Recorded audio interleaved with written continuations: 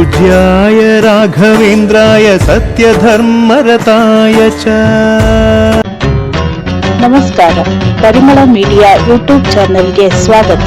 ನಾವು ಹಿಂದಿನ ಸಂಚಿಕೆಯಲ್ಲಿ ಗುರುರಾಯರು ತಮ್ಮ ತಾತನವರ ವೈದಿಕದ ದಿನ ತಾತನವರು ಮನೆಗೆ ಬರುತ್ತಾರೆಂಬ ನಿರೀಕ್ಷೆಯಲ್ಲಿದ್ದ ವಿಚಾರವನ್ನು ತಿಳಿದುಕೊಂಡಿದ್ದೆವು.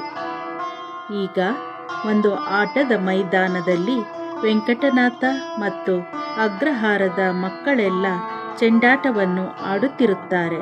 ವೆಂಕಟನಾಥರ ಅಣ್ಣ ಗುರುರಾಜ ಹುಡುಗರು ಆಡುತ್ತಿದ್ದ ಆಟವನ್ನು ನೋಡುತ್ತಾ ಒಂದು ಕಡೆ ಕುಳಿತಿರುತ್ತಾನೆ.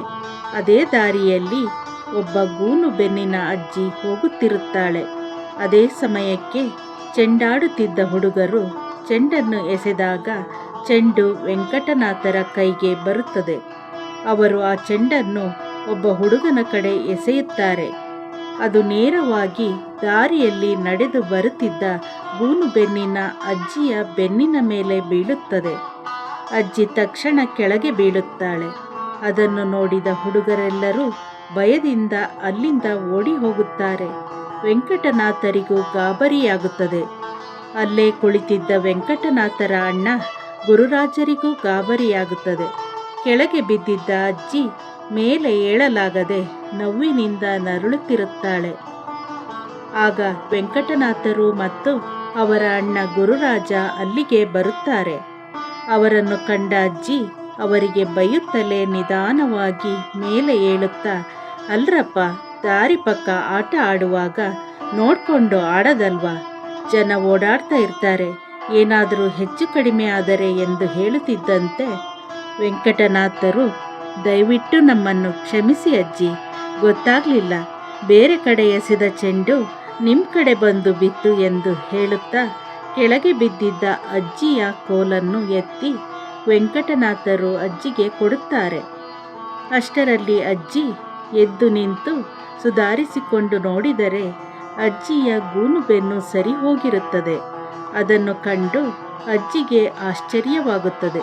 ಅಯ್ಯೋ ದೇವರೇ, ಎಷ್ಟೋ ವರ್ಷಗಳಿಂದ ಕಂಡ ದೇವರಿಗೆಲ್ಲ ಹರಕೆ ಹೊತ್ತುಕೊಂಡಿದ್ದೆ ನನ್ನ ಗೂನು ಬೆನ್ನು ಸರಿ ಹೋಗಲಿ ಅಂತ. ಆದರೆ ಇದೇನಪ್ಪ, ನೀನು ಎಸೆದ ಚೆಂಡು ನನ್ನ ಮೈ ಮೇಲೆ ಬಿದ್ದು ಅದರಿಂದ ನಾನು ಕೆಳಗೆ ಬಿದ್ದೆ. ಈಗ ಮೇಲೆದ್ದಾಗ ನನ್ನ ಗೂನು ಸರಿ ಹೋಗಿದೆ. ನೀನು ಸಾಮಾನ್ಯನಲ್ಲಪ್ಪ ಮಗು, ಪವಾಡ ಪುರುಷ. ಯಾರಪ್ಪ ನೀನು? ನಿನ್ನ ತಂದೆ ತಾಯಿ ಯಾರು? ಅವರು ಚೆನ್ನಾಗಿರಲಿ. ಇನ್ಮೇಲೆ ನನಗೆ ಈ ಕೋಲಿನ ಅವಶ್ಯಕತೆ ಇಲ್ಲ. ಈಗ ನನ್ನ ಗೂನು ಬೆನ್ನು ಸರಿ ಹೋಗಿದೆ. ದೇವರು ನಿನ್ನನ್ನು ಚೆನ್ನಾಗಿ ಇಟ್ಟಿರಲಿ ಮಗು ಎಂದು ಹೇಳಿ ಅಜ್ಜಿ ವೆಂಕಟನಾಥರಿಗೆ ಆಶೀರ್ವಾದ ಮಾಡಿ ಹೋಗುತ್ತಾಳೆ. ವೆಂಕಟನಾಥರಿಗೆ ಏನು ನಡೆಯುತ್ತದೆ ಎಂದು ಅರಿವಾಗದೆ ಅಜ್ಜಿಯನ್ನೇ ನೋಡುತ್ತಾ ನಿಲ್ಲುತ್ತಾರೆ. ಇಲ್ಲಿಂದ ವೆಂಕಟನಾಥರ ಮಹಿಮೆ ಪ್ರಾರಂಭವಾಗುತ್ತದೆ. ಭಕ್ತಾಗ್ರೇಸ ಶಂಕುಕರ್ಣರು ವೆಂಕಟನಾಥರ ರೂಪದಲ್ಲಿ ಗುರು ರಾಘವೇಂದ್ರ ಸ್ವಾಮಿಗಳಾಗಿ ಈ ಧರೆಯಲ್ಲಿ ಭಕ್ತರ ಕಷ್ಟ ಕಳೆಯಲು ಅವತರಿಸಿದ್ದಾರೆ. ರಾಯರಿದ್ದಾರೆ, ನಮ್ಮ ನಿಮ್ಮೆಲ್ಲರ ಕಷ್ಟ ಕಳೆಯಲು ಗುರುರಾಯರಿದ್ದಾರೆ.